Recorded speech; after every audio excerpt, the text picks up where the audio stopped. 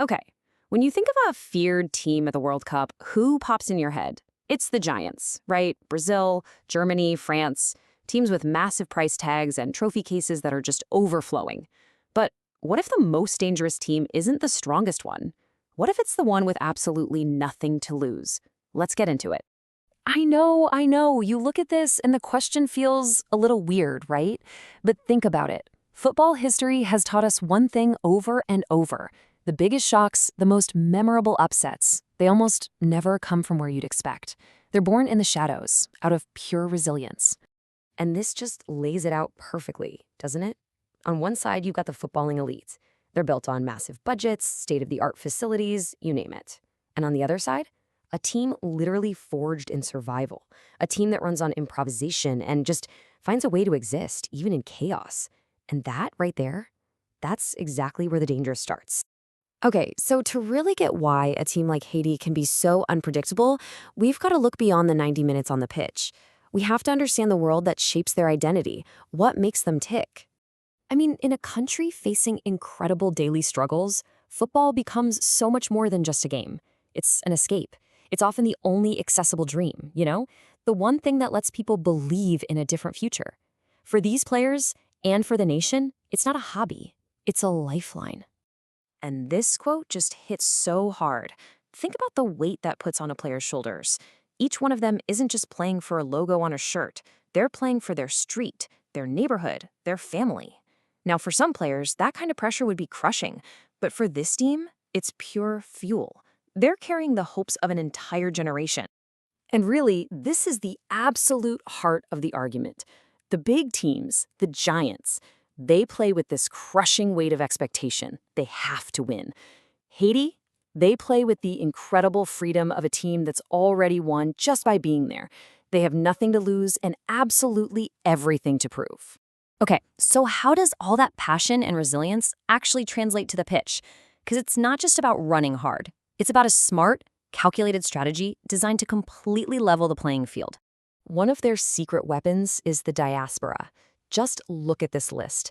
Their players are scattered all over the globe, playing in completely different footballing cultures. You've got guys trained in the tactical discipline of France, others in the high-intensity leagues of the USA, and more from all these other places. So what happens when you mix all that together? You get a tactical melting pot, a team that is an absolute nightmare for opponents to prepare for. So what's the actual game plan? Well, it's pretty much a masterclass in how to frustrate a giant. Step 1, absorb pressure. They'll sit back in a solid defensive block. Step 2, frustrate the heck out of them. Close down every bit of space, break up their rhythm. And then step 3 is key. Exploit their mistakes. They know they're not going to have the ball all day. They might only get 1, maybe 2 real chances a game. So when that moment comes, boom, they have to hit them with a lightning-fast counter. And of course, mastering set pieces is a huge part of it. All right, but what does an actual upset look like on the field? How do they pull it off? Well, it's not about outplaying a team like England or Brazil for the full 90 minutes. That's not the goal. It's about executing one of a few very specific scenarios to perfection. And here they are. These are the pathways to a giant killing. First, you've got the classic smash and grab. You defend like your lives depend on it for 85 minutes, and then you score on that one single counterattack. It takes clinical finishing, for sure. Or there's the set-piece goal, a corner, a free kick. That's the ultimate equalizer. Physicality and discipline can win you a game right there. And finally, the goalkeeper heroics. You have a keeper who has the game of his life, making impossible saves, just completely demoralizing a world-class attack. One player can absolutely steal a result. But this might be the most important part of the entire equation. We're talking about the mental battle.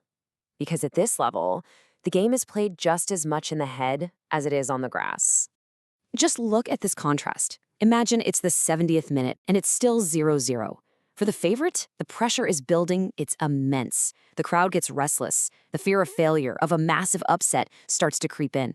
But for the underdog, for Haiti, every minute that ticks by, their confidence grows. They're not playing with fear, they're playing with freedom. They're not burdened by expectation, they're fueled by hope. And that's the real X factor, isn't it? The thing you can't measure on a spreadsheet. This team believes so deeply in their story. They're not just there to play a few games of football. They are there representing a nation, writing a new chapter. And when a team is powered by a story that strong, it creates this invisible energy on the field. It makes them so unpredictable. Okay, let's pull all these threads together, because I think it's time we redefine what it actually means to be a feared team at the World Cup. See, a fear team isn't just the one with the biggest superstars. A truly fear team is the one you just don't want to face, the one that makes the game uncomfortable, that throws you off your rhythm, that completely disrupts the established order. It's not about who has the best players, it's about who you least want to see on your schedule. Haiti doesn't need to be the favorite. They're never going to be the pundit's pick to lift the trophy. But that's not the point. It never was. They just need to be the team that every single giant looks at in that group stage draw and thinks, ugh, please, anyone but them. That's their power. So I'll leave you with this question to chew on. In a World Cup full of giants, is the true power really with the teams at the top, or does it belong to the one team that knows exactly how to make them fall?